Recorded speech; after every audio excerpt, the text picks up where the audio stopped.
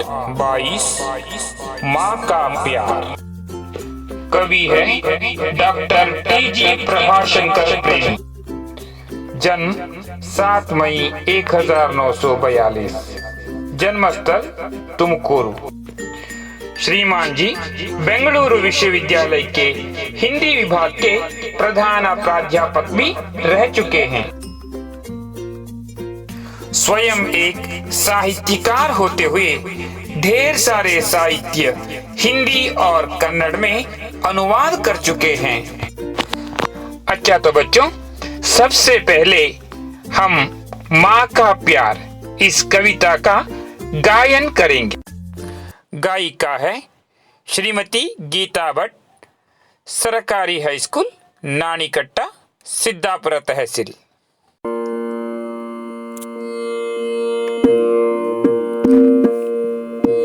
पाला पोसा मेरी माँ ने, पग पग पर संभाला माँ ने। पाला पोसा मेरी माँ ने, पग पग पर संभाला माँ ने। उंगली पकड़ कर लिखना सिखाया, खाकर ठोकर उठना सिखाया। उंगली पकड़ कर लिखना सिखाया, खाकर ठोकर उठना सिखाया। माँ ही पहली गुरु है मेरी, घर ही पहला गुरुकुल है। माँ ही पहली गुरु है मेरी, घर ही पहला गुरुकुल है। पाला पोसा मेरी माँ ने, पग पग पर संभाला माँ ने। पाला पोसा मेरी माँ ने, पग पग पर संभाला माँ ने। सदा बसी है माँ की मूरत, कैसे भूलूं माँ की सूरत। सदा बसी है माँ की मूरत, कैसे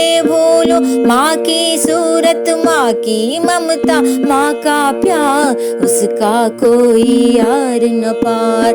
माँ की ममता, माँ का प्यार, उसका कोई यार न पार। पाला पोसा मेरी माँ ने, पग पग पर संभाला माँ ने। पाला पोसा मेरी माँ ने, पग पग पर संभाला माँ ने। पग पग पर संभाला माँ ने, पग पग पर संभाला माँ ने।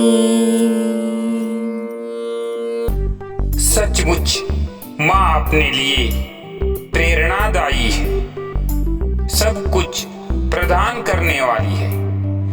अपने ही लिखी कविता माँ का प्यार, इस बारे में कवि प्रभाशंकर जी क्या कहते हैं, उन्हीं के मुंह से सुनेंगे। माँ का प्यार, ये बच्चों के लिए 6 स्टैंडर्ड के बच्चों के लिए जो अभी अक्षर ज्ञान हिंदी का सीख रहे हैं, उन लोगों के लिए रची गई कविता है। इस कविता का उद्देश्य माँ को बच्चों के लिए परिचय कराना है। माँ एक तरह से गुरु है, बच्चों के लिए गुरु सब कुछ है। उसी तरह माँ भी बच्चे के लिए सब कुछ है। माँ का प्यार ही पहला प्यार है बच्चे के लिए। और माँ और बच्चे का संबंध जो है वो अटूट संबंध है। और वो इस तरह का संबंध है कि माँ बच्चे को सब कुछ सिखाती है, चलने से लेकर के खेलने से सब कुछ सिखाती है। और भाषा ज्ञान भी बच्चे को माँ से ही मिलती है, इसलिए मातृभाषा कहते हैं।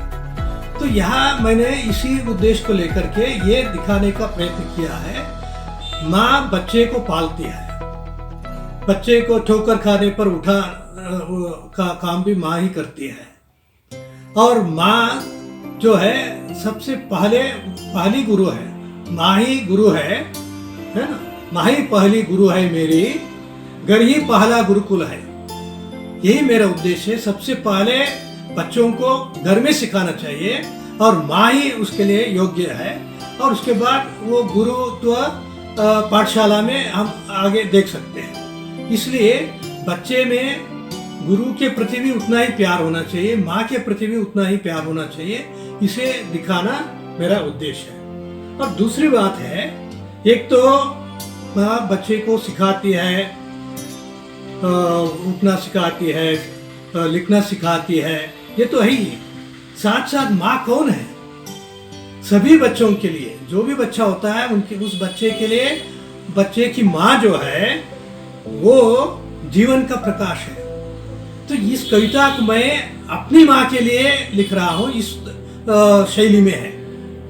मेरा जीवन प्रकाश है माँ, सुख में दुख में साथी है।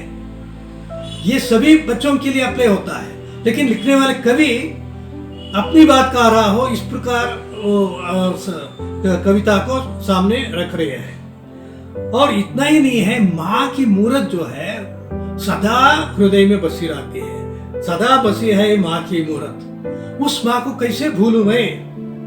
ये माँ का जो प्यार है, माँ की ममता जो है, वही माँ का प्यार है, उसका कोई आर नहीं है, पार नहीं है। तो ये मेरा इस कहानी का उद्देश्य है। इस कविता को लिखने के पीछे कारण, दो कारण है। एक तो पहले से मेरे लिए माँ के प्रति वो सद्भावना है।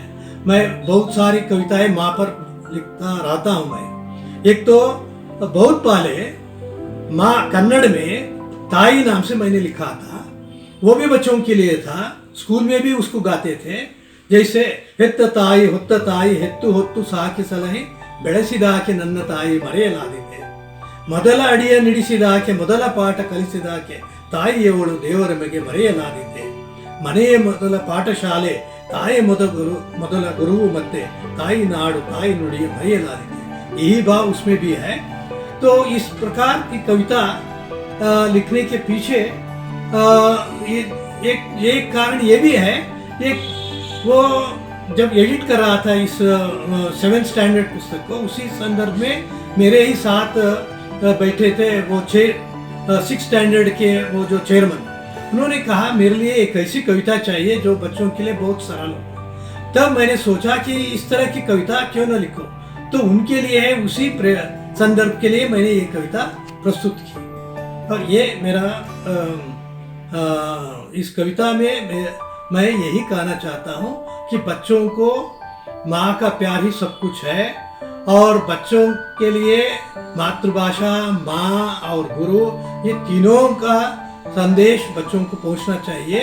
यही मेरा उद्देश्य है। सुना आपने प्रभाशंकर जी ने क्या कहा? हमें जन्म देकर पालन पोषण करने वाली माँ है, कदम कदम पर संभालने वाली भी माँ है, उंगली पकड़कर लिखाने वाली और चोट खाने पर उठाने वाली भी माँ है। घर हमारा पहला गुरुकुल है तो माँ ही पहली गुरु होती है। माँ सदा हृदय में बसने वाली मूर्ति है और कभी न भूलने वाली सूरत है। उसकी ममता और उसके प्यार का कोई आर पार नहीं होता है। इसलिए हमें हमेशा मातृभूमि, मातृभाषा और अपनी माँ से ढेर सारा प्यार करना चाहिए।